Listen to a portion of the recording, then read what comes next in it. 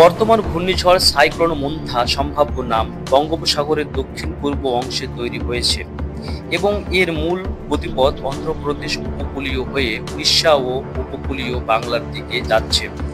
Cyclone Montha 28 অক্টোবরের দিকে অন্ধ্রপ্রদেশ উপকূলীয়, বিশেষ করে কাকিনাডা ও দক্ষিণ 24 পরগনা, উত্তর 24 পরগনা, পূর্ব মেদিনীপুর যেমন দীঘা, হাওড়া ও হুগলি, কলকাতা শহরের মাঝারি প্রভাব, বৃষ্টি ও ঝড়ো হাওয়া হতে পারে।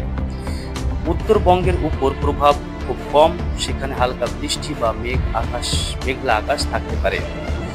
সম্ভাব্য আবহাওয়া 26 থেকে 29 অক্টোবর ঘন মেঘলা আকাশ ও ভারী থেকে অতি ভারী বৃষ্টি। 28 অক্টোবরের রাতে 40 থেকে 60 কিমি প্রতি ঘন্টা বেগে ঝড়ো হাওয়া বইতে পারে উপকূলীয় জেলাগুলিতে।